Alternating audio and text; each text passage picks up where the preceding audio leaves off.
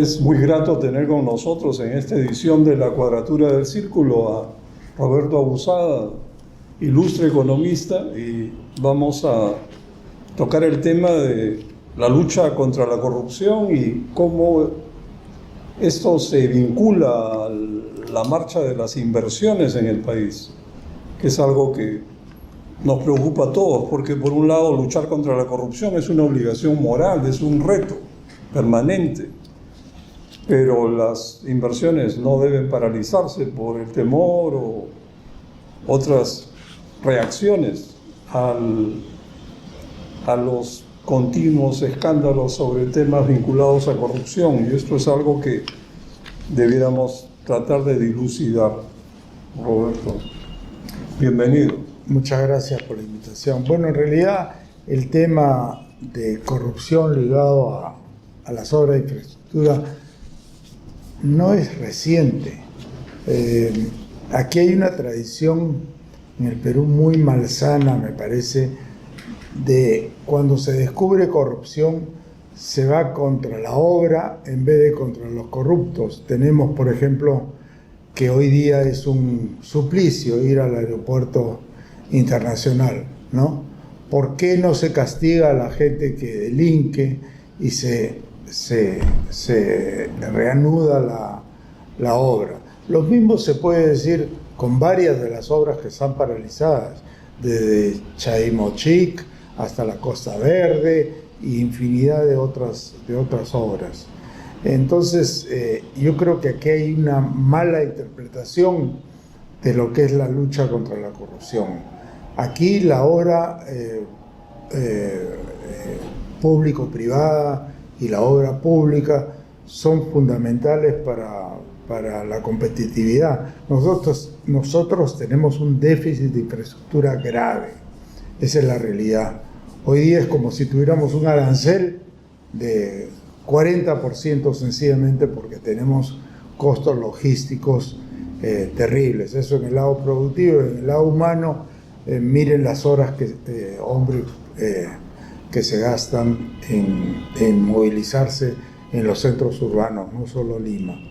Entonces, tenemos ejemplos de corrupción en obras en todas partes del mundo.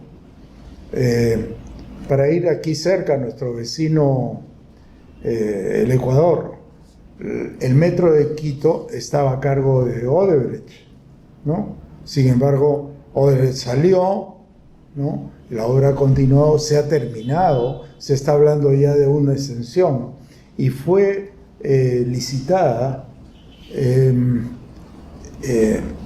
después de que se otorgara la buena pro para la línea 2 de metro, que está avanzada, creo, en solo un 30%. Entonces, aquí hay y en el proceso se destruye capital social, que son empresas, ¿no?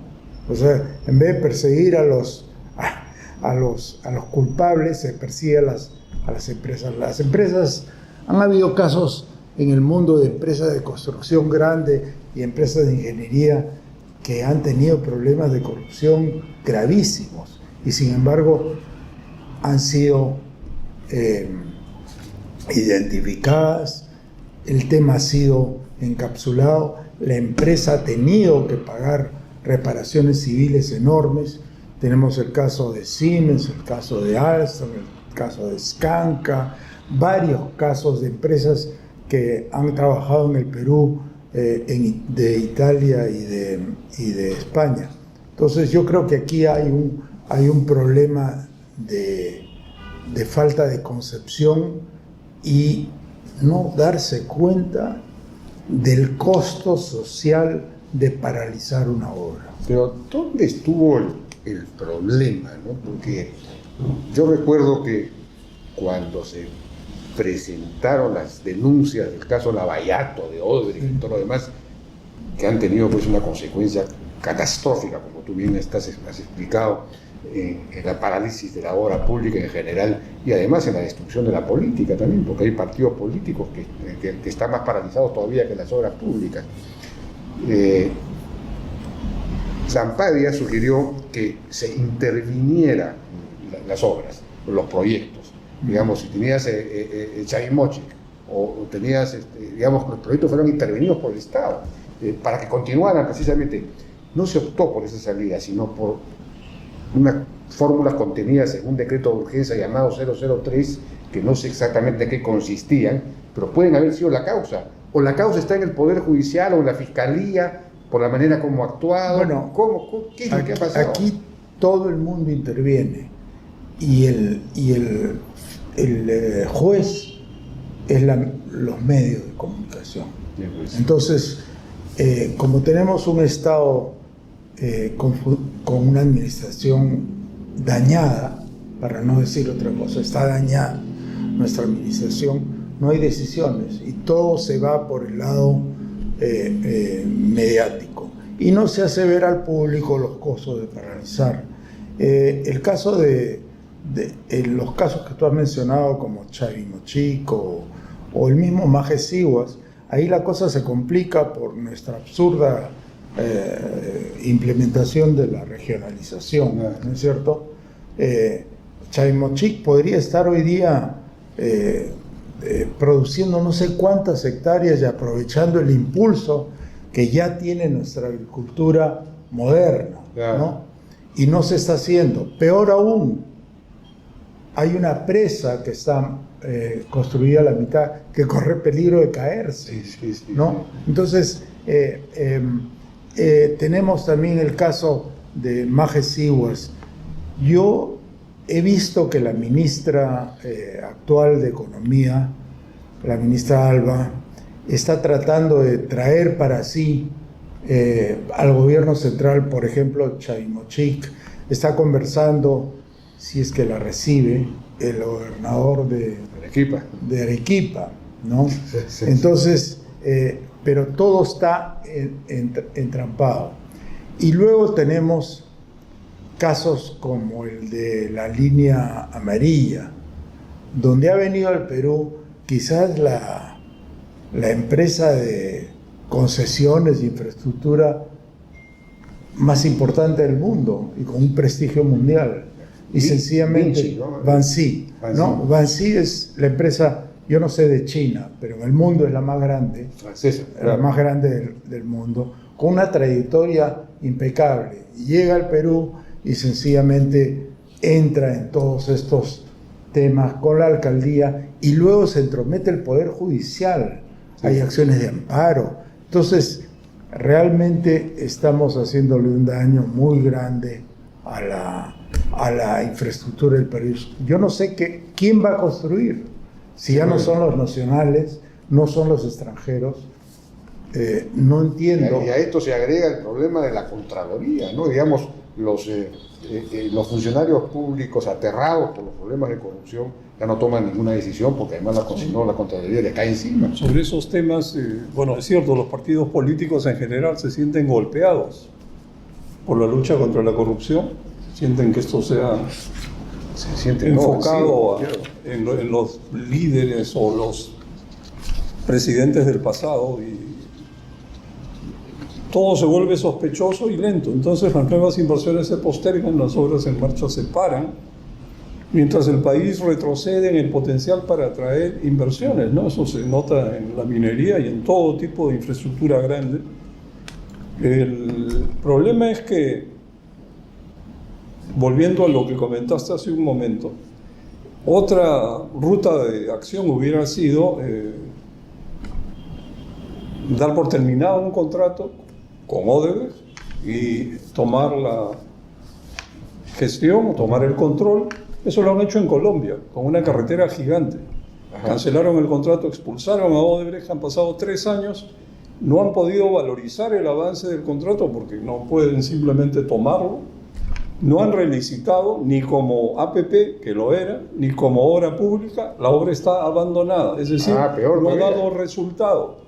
No sé si es peor o mejor. Lo que yo creo es que si tú adoptas una ruta, debes mantenerla y creer en lo que estás haciendo, porque si caes en vacilaciones, al final ya no sabes ni por dónde van las cosas, como ha pasado con este juez que ha fijado un precio de un peaje, ha anulado ha pedido que se retiren unas casetas. Es decir, la solución de divergencias en contratos de APP como los de carreteras urbanas con peajes mediante arbitrajes. Eso está en curso. Y que un juez interfiera es realmente ir contra las reglas del juego, como cuando han cambiado las reglas de arbitraje recientemente. Pero por otro lado, fuera de las APPs y de las grandes obras públicas, el problema está generalizado en las pequeñas obras públicas. Los gobiernos subnacionales manejan al año unos 15.000 pequeños proyectos en 1.874 distritos, sin controles, sin seguimiento de resultados, y la mayor parte de los gobernadores regionales recientes están o condenados, o investigados, o enjuiciados. O presos. O presos. La mayoría, ni siquiera una pequeña fracción. Hay excepciones, como por ejemplo Fernando Sillonis, en Ica. Entonces, estamos ante un escenario donde la incapacidad del gasto público, por temor y por simple incapacidad de gasto, y la corrupción se dan la mano en la fallida reconstrucción con cambio, donde la solución de pasarle toda la gestión a los alcaldes de los pequeños distritos es pues como tirar plata al agua. Y la frustrante experiencia del gasto en el canon minero, que es una historia que viene desde el 2008 y no se notan resultados. Entonces, no es que yo quiera presentar un panorama desolador, sino que hay corrupción a gran escala, hay corrupción a pequeña escala, hay mucha corrupción en el país y eso hay que enfrentarlo. Y esto requiere tomar el toro por las astas. Por ejemplo, la normalidad del gasto público a cargo del MEF es que cada fin de mes informan sobre el gasto devengado. Es decir, alguien ha girado un cheque para que se haga una obra en algún lugar del país, aprobado por el Invierte-P. ¿Qué pasa después con el dinero? Se llega a gastar, se llega a hacer la obra funciona, nadie lo sabe, no hay seguimiento. Eso de conducir a ciegas no nos lleva a ningún lugar. Es lamentable, pero esa es la normalidad del gasto público, debiéramos hacer algo al respecto. En esa nota te diré que el problema de la regionalización ha agravado mucho las cosas. El seguimiento de las obras es imposible que lo hagan los ministerios porque no han leído la ley de descentralización. Los ministerios son entes rectores, así dice la ley. Inclusive los ministerios tienen la potestad de retirar la obra de la ejecución de un gobierno subnacional si es que no cumple con los objetivos. Entonces tenemos ahí un problema en realidad de una administración que ha abdicado de sus deberes, algunos por razones de miedo, otros por razones de que encima de ellos hay muchos cambios, ¿no? Y ven al sector rector, que son los ministerios, y otras entidades como entidades pasajeras, ¿no? Y por otro lado, el funcionario diligente no tiene ningún incentivo de actuar porque hay casos en realidad de denuncias frívolas, de frivolidad en las denuncias contra funcionarios probos. Esto que dices que el gobierno central tiene la facultad para intervenir y recuperar una obra que está siendo mal ejecutada, digamos, en un gobierno subnacional, no es así. No es así. No hay ninguna ley. Depende de la interpretación de las leyes de desarrollo constitucional que se dieron para descentralizar. El gobierno central puede intervenir, inclusive un gobierno subnacional, si no está cumpliendo con su obligación. La regionalización ha sido para llevar el gobierno más cerca de la población, no para que se atrasen las obras o se despilfarren los dineros. De acuerdo. Hay interpretaciones que van en el sentido que tú dices, pero yo creo, leyendo las leyes de desarrollo constitucional, son 6 leyes, además de la ley del Poder Ejecutivo, la LOPE, ¿no? La autoridad rectora tiene la sartén por el mango si efectivamente descubre que los dineros no están siendo bien utilizados o que no existen las competencias que debieron existir, dicho sea de paso, antes de transferir por transferir. El primer ministro Villanueva, ante la evidencia de que no estaba avanzando la reconstrucción del norte, le ha llegado a dar lo que era 12 o 13% a 49% del presupuesto a los gobiernos locales en una decisión que la tomó durante su mandato. Entonces, si no existen las competencias, es el órgano rector el que tiene que acompañar, ayudar, ¿no?, a crear esas competencias, y si no puede, tiene que intervenir. Bueno, hubo una propuesta del Ejecutivo que formuló un decreto de urgencia a fines de octubre pasado, donde se establece que para un grupo de obras que tienen más de 50% de avance y están en administración directa mayormente o paralizadas por abandono o por diligencias o juicios, se les iba a entregar el dinero para que puedan terminarlas. Para empezar, si una obra ha avanzado más de 50% y se quedó parada, probablemente es porque se gastó el presupuesto y no se terminó la obra. Entonces, poner plata sobre algo es como apostar un caballo perdedor. Ahora, ¿qué ha pasado con esa propuesta? ¿Ha dado algún resultado? No se sabe. Curiosamente, a las pocas semanas, el Contralor declaró que las peores obras son las obras que están en administración directa, porque el gobierno local las asume y se pone a mezclar cemento y a comprar ladrillos para hacer obras que no le competen. Y eso es precisamente fruto de la corrupción. O sea, meterle plata a obras que han entrado en problemas de corrupción no es buena idea. Sería muy interesante conocer cuál ha sido el resultado de ese decreto de urgencia. ¿Han logrado desatar el nudo en alguna de las obras? Entiendo que la ministra actual está tratando de aglomerar obras y pedir la asistencia de PMOs para concluirlas. Lo que está sucediendo es que la atomización no puede funcionar, porque la ley dice que hay que hacer los perfiles, la preinversión, la ingeniería, etcétera, y no se puede repetir para cada pequeña obra, cuando en realidad, si uno va a Estados Unidos, uno nota que los colegios son todos igualitos en todos los estados, ¿no? No tiene por qué haber ingenierías distintas. Entiendo que acá hay regiones y geografía distinta, entonces puede haber pues uno para la selva, uno para la costa y uno para la sierra, pero eso de estar haciendo vereda por vereda, pista por pista, y no empaquetar y darle a compañías serias todo eso no quiere decir que no se contrate a los contratistas locales, pero hasta se puede poner como condición, pero no puede sencillamente atomizarse por atomizar.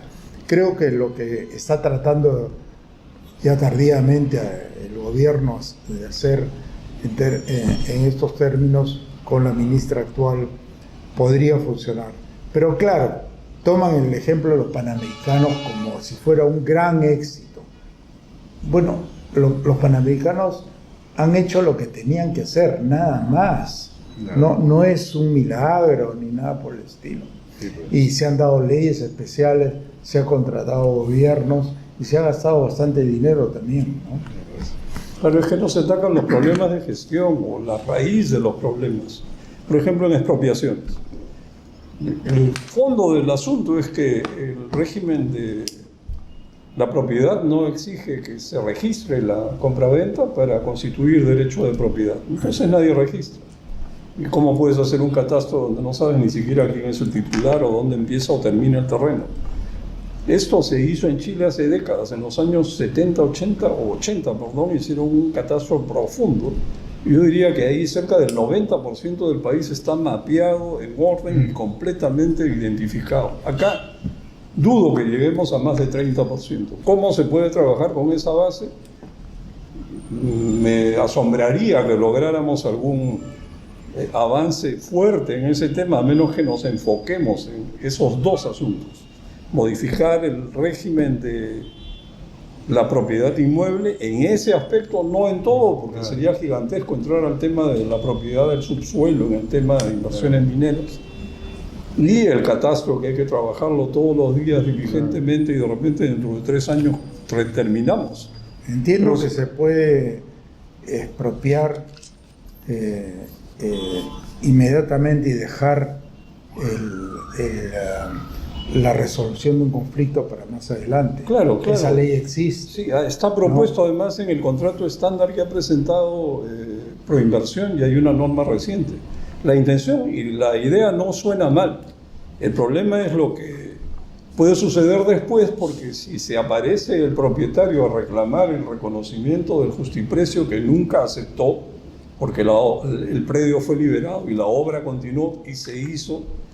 Ha sucedido en otros países, en España.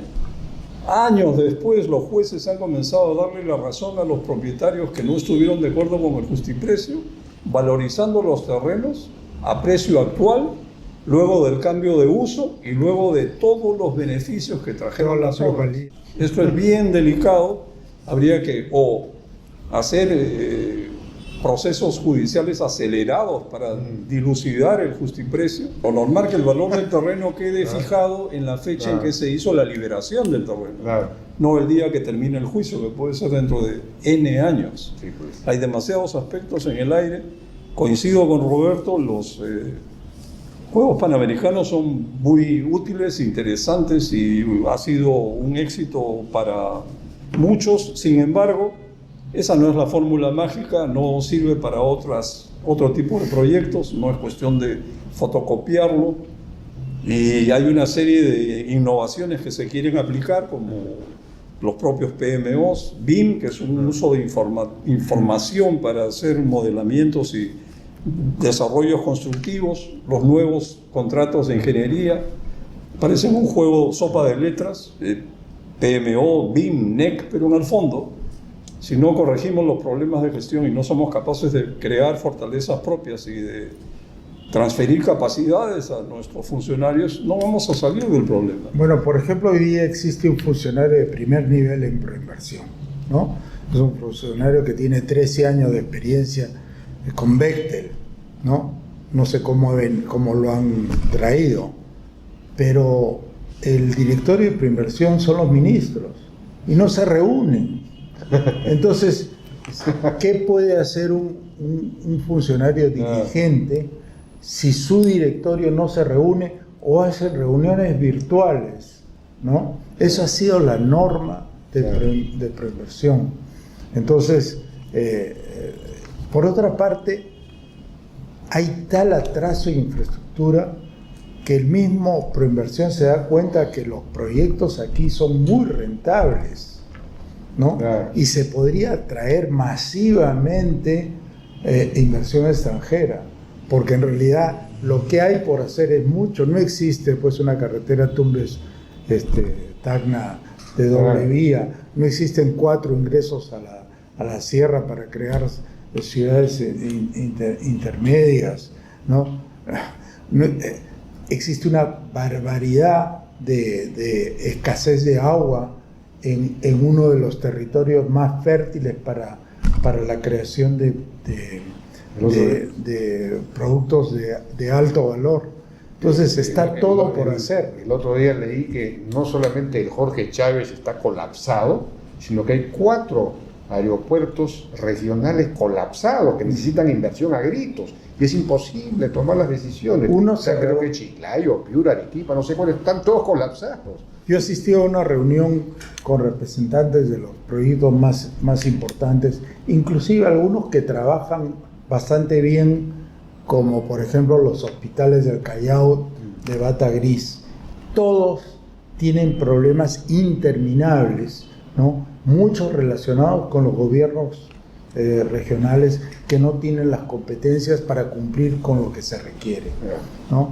Entonces, en realidad, todo al final, Jaime, es una cuestión de liderazgo, ¿no? Sí, bueno. Yo me acuerdo haber estado 5 años al lado ministro Camet en Economía como asesor, y existían estos problemas. Y yo veía al ingeniero Camet bajar donde el funcionario y moverle la mano. Es decir, si hubiese interés, el Estado tiene todas las herramientas para lograr todo lo que se requiere.